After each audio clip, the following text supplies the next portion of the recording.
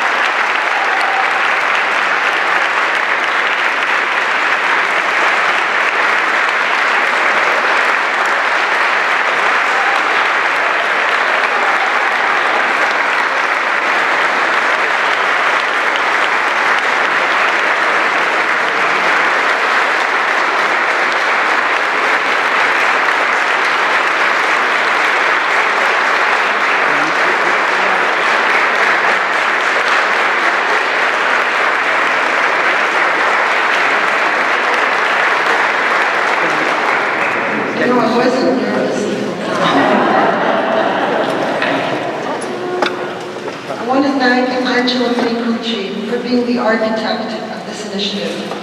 We thank you for your vision and your professionalism, your leadership and your heart to make this happen. Almost all the families from Montreal have a story about former Mayor Camillien Houde. This is meaningful because when the men returned from the camp, they had been silenced. They only told their children a few anecdotes. The most common one in Montreal was something about the relationship with Camillien Houde. For example, families were quick to point out that their fathers shared a hut with the mayor. I heard how he chopped wood for their stoves.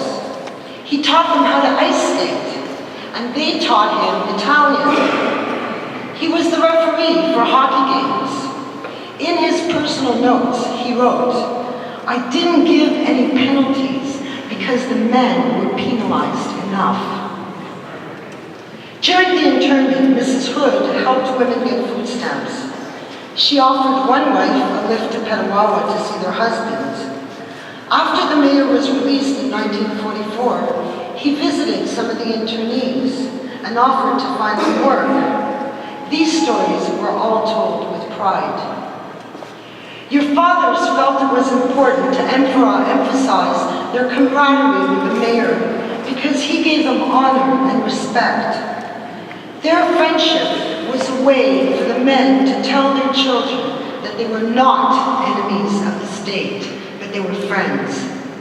And what Camillien Houde passed on to his family was the value of humility. Tonight, we are here in City Hall. And it's a Monday, and like in 1940.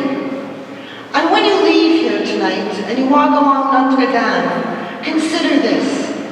On this very night, 73 years ago, your fathers were here on the same block. They were being brought in paddy wagons to the provincial jail that was just on the corner. History is sort of repeating itself tonight. In the same way Mayor Houde gave honor to your fathers, tonight we, the families, are being honored by the same office. In doing so, the city of Montreal is giving us dignity, and we are grateful.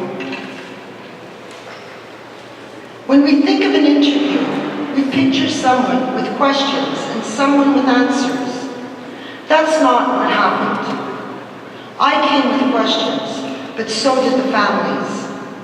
As I listened deeply, I understood that the most precious information was buried in what wasn't said, what was hidden. I had to analyze your silence. You reflected on what happened with the wisdom of an older person, but you remembered the events that affected you as a child or a young adult. When your father returned from the camp, you watched him sit quietly, detached. It was difficult to have a relationship with him. That solitude told me that he suffered silently. I heard how you felt powerless and abandoned, and what that does to the human condition, and the regret that you didn't ask your father's questions. But how could you? It was understood that you had to stay silent. And that silence was passed on to your children. Intuitively, you felt the shame. You wondered whether you could have done more. But that's the difficult part of revisiting the past. We reevaluated with today's eyes, and as a result, we can be very hard on ourselves. I sat through those pauses, those long pauses, and they told me that you were trying to make sense of the past. We reevaluated with today's eyes, and as a result, we can be hard. When it was painful, I guided you elsewhere. And then I realized some wounds will never heal. You asked me, why was my father arrested? The authorities made decisions on what if, and you told me what was. And we couldn't connect the dots. You needed validation.